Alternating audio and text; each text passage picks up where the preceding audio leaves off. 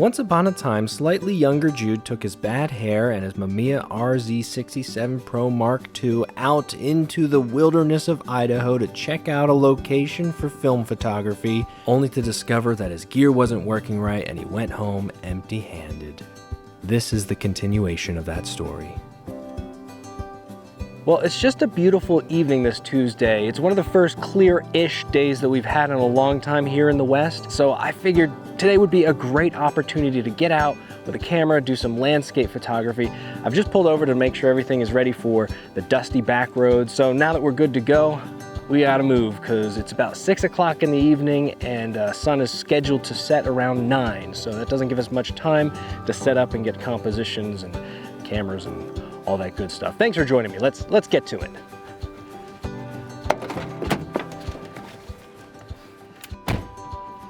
Gotta get moving, the flies are invading the van. As I set off down the dusty road into the foothills, I was eager to get some much needed fresh air and beautiful evening light. One feature that sets this specific area apart from some of the other local trail systems is the unique rock formations all along the canyon walls. It being a slightly cooler day, only the low 90s, there was a surprising number of mountain bikers and dog walkers out and about. If you're new to the channel, my name is Jude.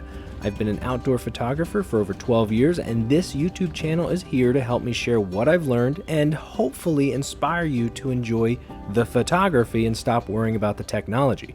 If you find this video helpful, I'd really appreciate a thumbs up so YouTube spreads this video to other passionate photographers just like you. This is it right here. And I'm the only one. That's amazing.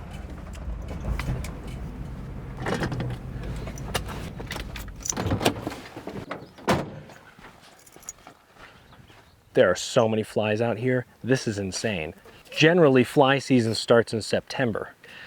Guess we're hitting it early this year.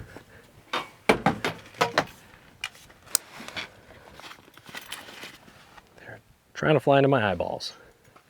Lovely little critters.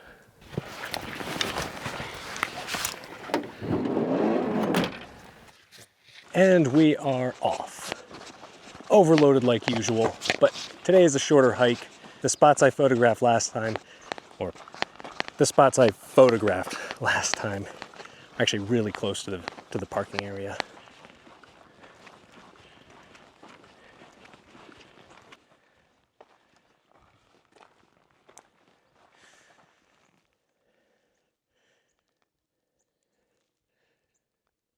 If I'm not mistaken, there's a group of trees right there.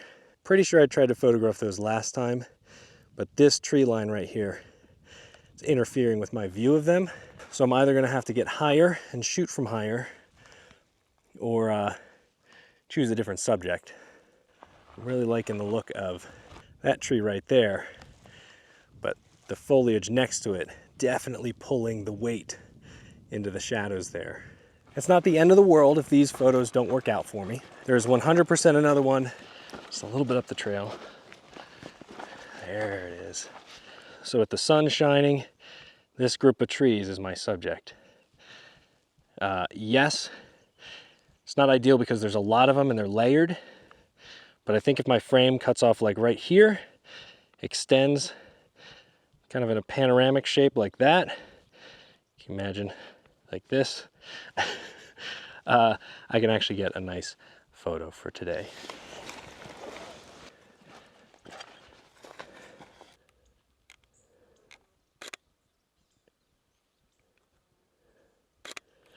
This is going to be a tricky one. I might have to go underexposed about a stop in order to preserve my highlights.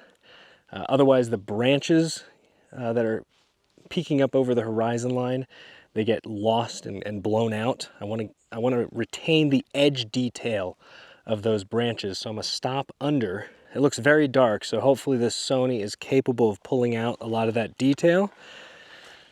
If not, there's another failed attempt at photographing this location.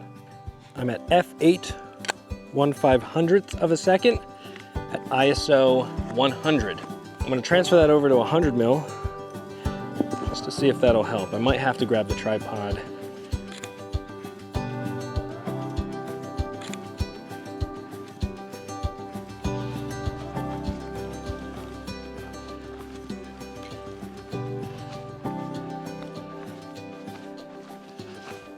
Pretty little area.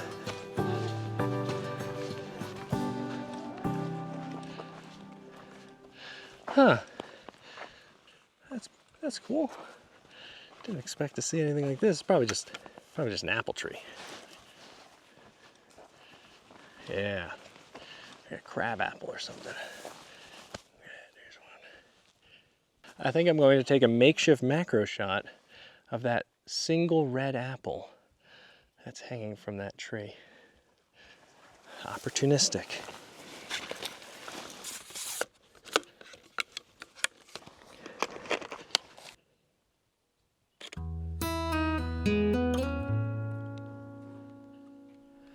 I know, it's a picture of a fruit, but doesn't that fruit look nice in the light? Just want to reach through this screen and take a bite, don't you? Especially this last one with that square crop. Just delicious.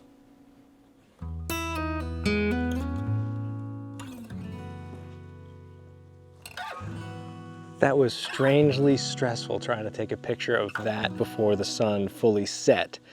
And because it was capturing the light really nicely, and I really liked the way it looked in the sunlight. It's really interesting to me what fascinates us when we come out here and take pictures. You know, we have these like high lofty goals of taking portfolio pieces out of what we've seen in the past and what we scouted. Then you get out here and you just look around, and it's just not quite looking right, and you wind up spending 45 minutes taking pictures of unripened fruit. It's fascinating to me. And just like that, the sun dropped behind the hillside and I was in shadow. Not ready to call it a day quite yet though, I began chasing the hilltops where sunlight was still shining with that orange and golden hue of evening.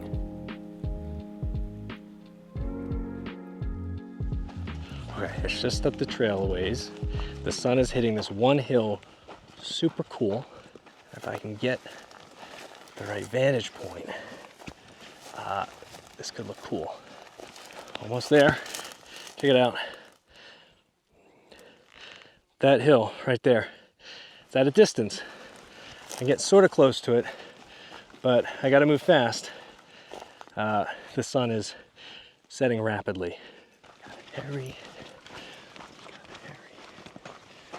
That is a steep hill.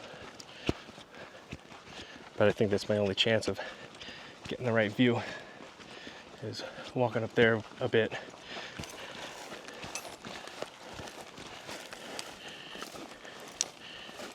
Oh, it's slippery. Oh, okay. This is not good. Although that's nice. I actually like this direction better. So, see that hilltop up there? That would make a cool focal point.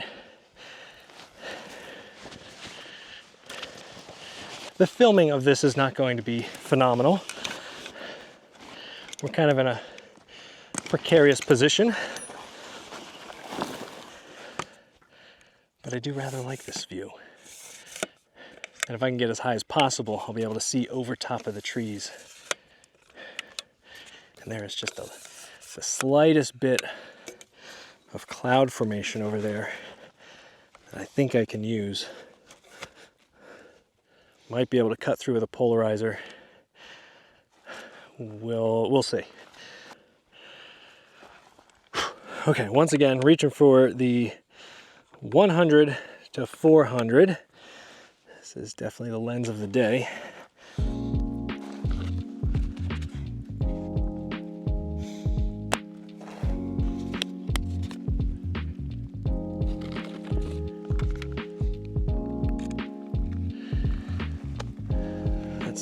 Let's take a look.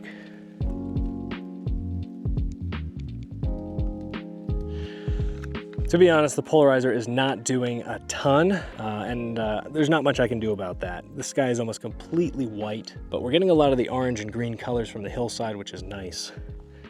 All right, in preparation for potentially turning this into a panoramic, I've lowered my view a little bit, and yeah, we're just gonna shoot this again, right around 200 mil.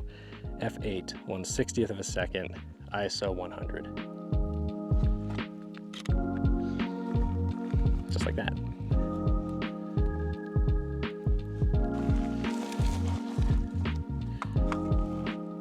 I couldn't resist. There's a shot of a single tree up on top of the hill, way out in the distance. I'm all the way at 400, and it's catching the last bits of sunlight.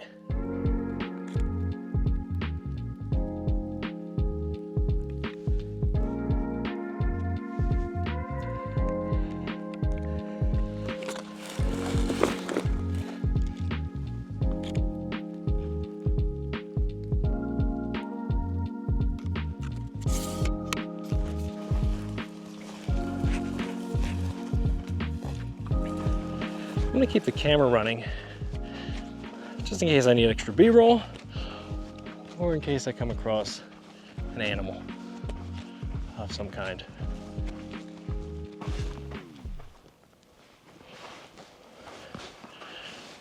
Oh, there's an owl. Oh, it's not an owl. It's some kind of goshawk or a sipiter of some kind. Just swooped around and landed in some trees over there. She knows I'm here. She's avoiding me. I don't know where she went.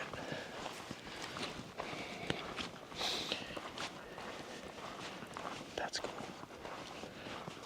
I'm gonna probably stop talking now. See if anything else comes out to play.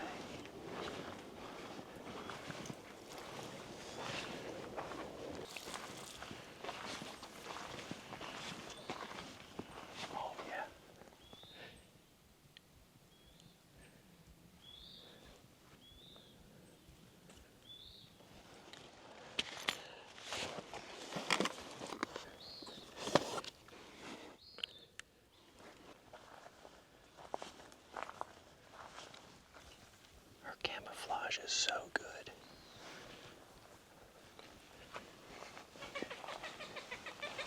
Nice, nice.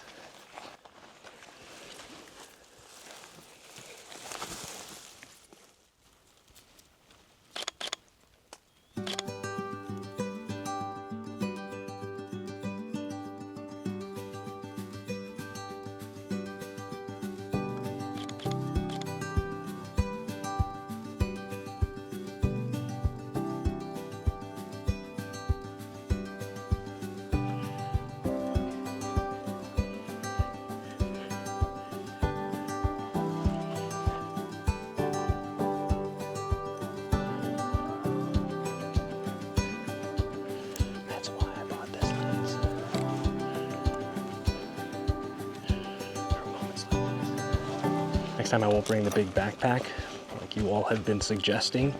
Thank you for the comments and suggestions. You're right. Having this backpack on encumbers me quite a bit. Makes it very difficult to get my lenses out and take spontaneous photos. However, when hiking with a lot of equipment, it keeps it very safe. And this terrain is not always the most even, as you've seen, and I would hate to trip or fall over and break one of my cameras because I was holding it outside of the bag. So really what I need to do is come out here specifically for wildlife, whether that's birds. Guy passed by, said he's seen bobcats around here. Anything like that. Come out here early enough and then just hunker down and wait. I decided to keep my camera out for the walk home just in case I spotted like an owl or maybe a bobcat pounced across the trail. Unfortunately, the only thing I spotted was more rocks.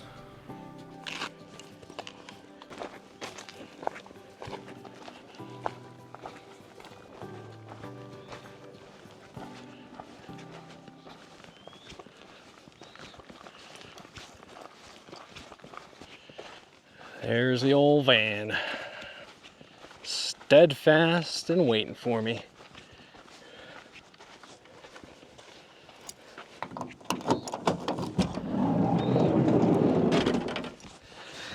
Hello, my flies. I am the Lord of the Flies.